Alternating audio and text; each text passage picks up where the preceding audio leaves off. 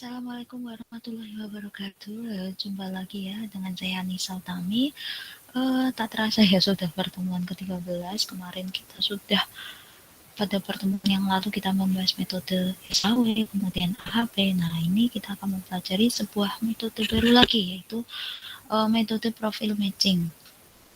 Jadi metode profil matching, pengertian sebenarnya itu adalah sebuah mekanisme pengambilan dengan mengasumsikan bahwa terdapat tingkah variabel prediktor yang ideal yang harus dipenuhi oleh subjek yang diteliti. Misalnya contohnya yaitu evaluasi kinerja karyawan untuk promosi jabatan. Jadi dalam proses profil matching secara garis besar merupakan proses membandingkan antara kompetensi individu ke dalam kompetensi jabatan sehingga dapat diketahui perbedaan kompetensinya, disebut juga gap. Semakin kecil nih ya, tolong teman-teman diingat ya, jadi semakin kecil nilai gapnya yang dihasilkan, maka bobot nilainya itu semakin besar, yang berarti memiliki peluang lebih besar untuk karyawan menempati posisi tersebut. Jadi ini di highlight ya, maksudnya diingat-ingat ya, itu sebuah kata kunci ya. Nah, kemudian ini bisa teman-teman baca ya. Jadi misalnya nilai selisih gapnya kecil, misalnya 0 ya. Jadi semakin kecil gap, maka bobot yang dihasilkan semakin besar. Nah, ini kan bobotnya 6. Berarti ini memiliki peluang lebih besar untuk karyawan menempati posisi tersebut. Jadi ini karena kompetensinya sesuai yang dibutuhkan. Kemudian misalnya selisih gapnya itu 1, maka nilai bobotnya 5,5, yaitu kompetensi individu kelebihan 1 tingkat. Kemudian yang selisih gapnya 1, kemudian nilai bobot 5, kompetensi individu kekurangan 1 tingkat level. Jadi ini teman-teman untuk tabel ini itu sebenarnya sudah memang sudah ada aturannya ya. Jadi teman-teman nggak perlu menanyakan lagi itu kenapa hasil selisih gapnya 0 kemudian muncul angka 6. Nah, ini sudah aturan rule-nya. Oke, jadi ini sudah aturan dari sananya ya. Dan seterusnya ya, teman-teman bisa baca ya. Nih.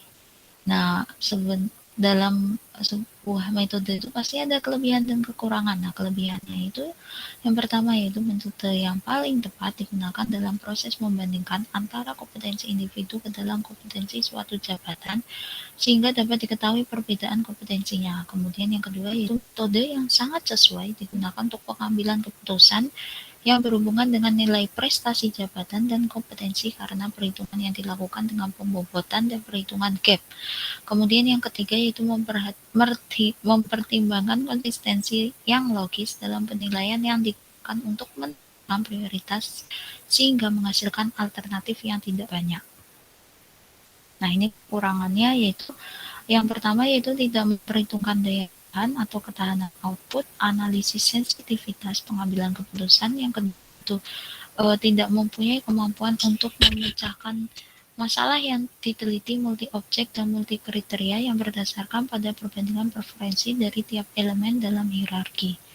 Nah, untuk prosedur mungkin untuk studi kasusnya itu enggak saya jelaskan ya, nanti kita akan bertemu ke kelas ya. Jadi yang pertama yaitu kita definisikan dulu kriteria-kriterianya. Misalnya ya, ini untuk studi kasus yang akan datang tuh HRD di perusahaan yang bergerak di bidang perjalanan wisata itu ini melakukan pemilihan terhadap tour guide senior di perusahaannya sebagai role model tour guide pemula. Jadi dia yang senior itu